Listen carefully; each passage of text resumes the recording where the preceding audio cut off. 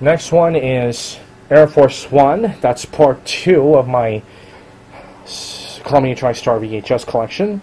I only have 6 more teams to go after that. So my collection is fairly short compared to other collections of Columbia TriStar that I've seen.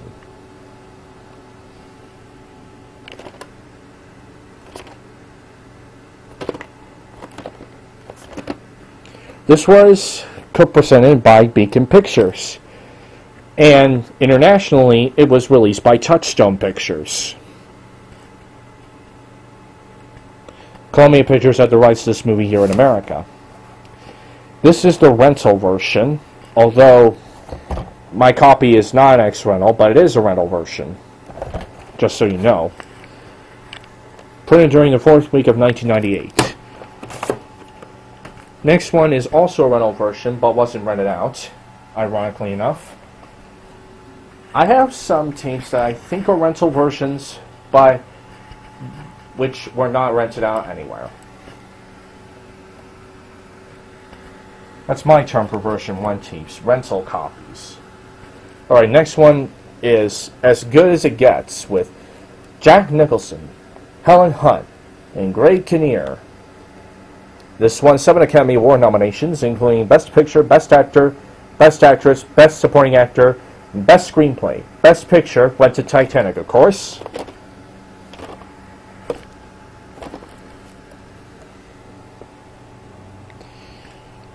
It was the winner of the Golden Globes for Best Picture, Actor, and Actress, Musical, or Comedy.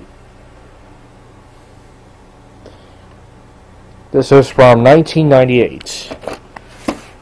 This tape has the silent version of the Columbia Pictures Columbia TriStar home video logo. Printed during the 16th week of 1998.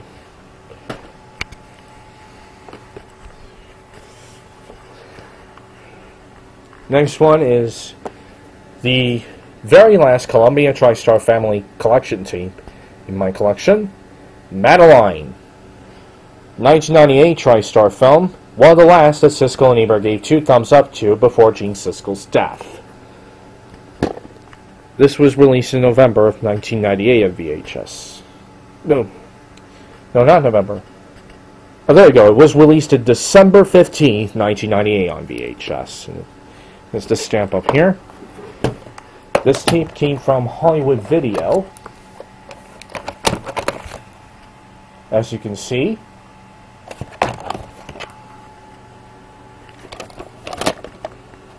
Printed during the 51st week of 1998. And yes, the internet was very new at the time. This is their URL, which... Not sure if the domain has become available or not. Not sure whether or not the domain has become available. Or if it transformed into some other site. We press on with Taxi Driver, the collector's edition of the Martin Scorsese film from 1976. This is the 1998 tape of it. There's the top and the back. It was nominated for Best Picture of 76.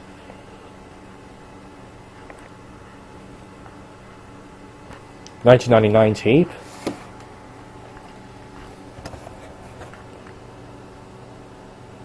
This is a Columbia TriStar Home Entertainment reprint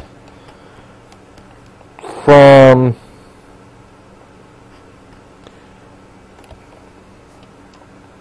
not sure what it says down there.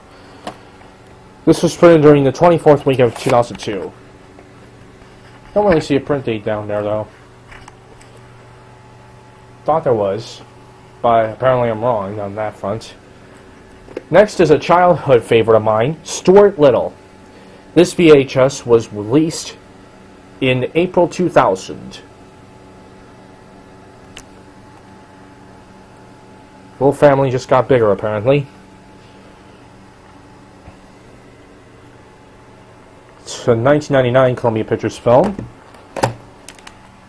And a very successful one. Probably our most successful that year, if I'm not mistaken.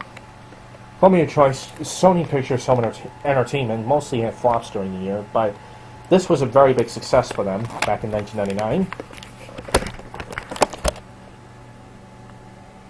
printed during the 11th week of 2000. Next one is The Patriot with Mel Gibson. 2 thumbs up, says Roger Ebert and Joyce Kuhalik, Roger Ebert in the movies. When Gene Siskel died, Roger Ebert had a series of co-hosts of his movie review program, and Joyce Kuhalik was one of them. Ebert ultimately settled on Richard Roeper, who was a Chicago Sun-Times columnist, and the show became Ebert and Roeper at the Movies, which it remained until 2008. In 2006, Ebert left the show altogether. The VHS and DVD of The Patriot were released October 25th, 2000. This tape has previews at the beginning for the 6th Day, which was the very last tape with the Columbia TriStar Home Video logo on it. Charlie's Angels, and Crouching Tiger and a Dragon, and Vertical Limit. This is previewed on this tape as well.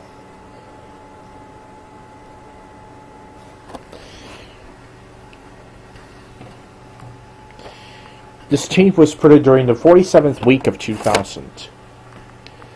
And the final Columbia TriStar VHS that I have is Spider-Man, which Jack Matthews of New York Daily News says, "Wondrous to behold.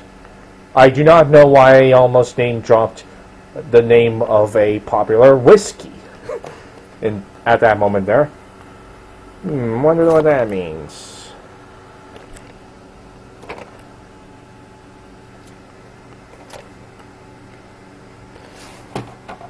Oh wait, this is what it means. It's an Avon tape of Spider-Man. This, I think, is the only Avon tape I have of a major studio film. I have other Avon tapes, but they're of movies from other than major studios. And let alone, they are not tapes of newer films. And this was printed on November 2nd, 2002. At least I think I have Avon's. Or at least this is the only new film I have on Avon tape. New release one, anyway. This is recorded in LP mode, so the sound quality is shite. It's absolutely shite.